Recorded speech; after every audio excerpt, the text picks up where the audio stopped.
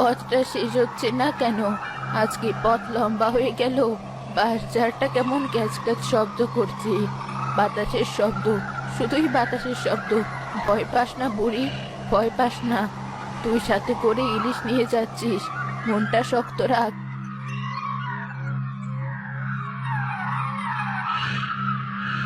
কে? কে ওখানে? মনে হলো যেন কেউ আমার ঘাড়ের কাছে নিঃশ্বাস ফেললো। কে? মানুষ না অন্য কিছু? সামনে আয় বলছি।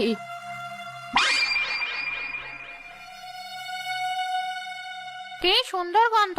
কতকাল এমন আষ্টে গন্ধ পাই না। ও মা, এ তো মানুষ নয়, চুলগুলো পাখির বাসার মতো, আর চোখ দুটো যেন জ্বলন্ত কয়লা। তুই কে? তুই আমার পথে কেন? আমি আমি এই বাচ্চাদের পেতনি। সবাই আমাকে শাকচুন্নি বলে ডাকে। তোর হাতে ওটা কি? ওটা কি ইলিশ মাছ? আমার যে খিদে নাড়ি ভরে উঠে আসছে। দে, মাছটা আমাকে দিয়ে দে। না, খবরদার বলছি, কাছে আসবি না। আমি সারাদিন কষ্ট করে এই মাছ ধরেছি। এ আমার জানের চেয়েও প্রিয়। আমি মরবো তবু মাছ দেব না। দিবি না? তুই আমাকে চিনিস না? আমি চাইলে এখনই তোর ঘাড় মোটকে রক্ত খেয়ে ফেলতে পারি, কিন্তু আজ আমার রক্ত খেতে ইচ্ছে করছে না। আজ আমার মাছ খেতে ইচ্ছে করছে। দে বলছি, ভালোই ভালোই দিয়ে দে, না হলে তোকে শুদ্ধ চিবিয়ে খাবো। হায় হায়, এখন আমি কি করব? এ তো সত্যি রাক্ষসী। গায়ের জোরে এর সাথে পারবো না, বুদ্ধির জোরে একে হারাতে হবে। মেচো বুড়ির বুদ্ধি কি কমে গেছে? দেখাচ্ছি মজা। মা শাকচুন্নি, তুই রাগ করিস না। তুই তো আমার মেয়ের বয়সী। শোন, একটা কথা বলি, তুই এই কাঁচা মাছ খাবি? চি চি, কাঁচা মাছে কি কোনো স্বাদ আছে? রক্তে মাখামাখি, বিচ্ছিরি গন্ধ। ওকে তোর মতো সম্ভ্রান্ত পেতনির মুখে রোচে? স্বাদ নেই বলছিস কি? কিন্তু গন্ধে যে আমার জিভে জল আসছে। আরে গন্ধ এক জিনিস আর স্বাদ আরেক জিনিস। তুই বরং এক কাজ কর, আমার সাথে আমার বাড়ি চল। আমি এই মাছটা ভালো করে কুটে ধুয়ে নুন হলুদ মাখিয়ে গরম তেলে ভাজবো। তেলের ওপর যখন মাছটা ছ্যাদ করে উঠবে আর যখন লাল লাল হয়ে ভাজা হবে, সেই মচমচে মাছ খেতে খুব মজা। তুই কি সেই অমৃত ছাড়তে চাস? মচমচে ভাজা গরম তেলে? সত্যি বলছিস বুড়ি? তুই আমাকে ধোকা দিবি না তো? ছি, আমি বয়স্ক মানুষ, আমি কি মিথ্যে বলি?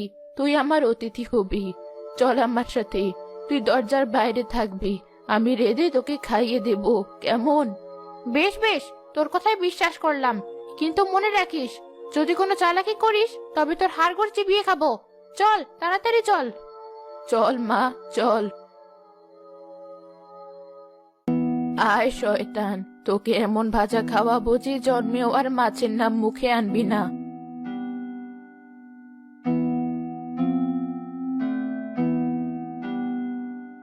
সৃষ্টিকর্তা, জানটা হাতে নিয়ে ফিরেছি।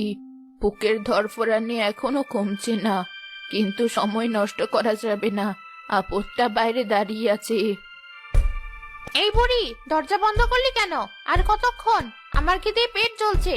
কই, মাছ ভাজার শব্দ তো পাচ্ছি না। তুই কি আমাকে ঠকালি? আরে না না, ঠকাবো কেন?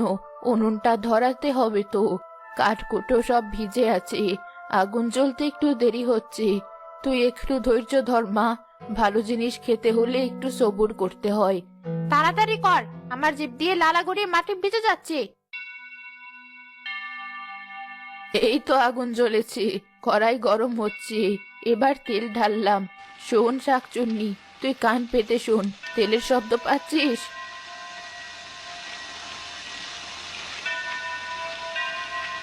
তেলটা দাও দাও করে ফুটছে।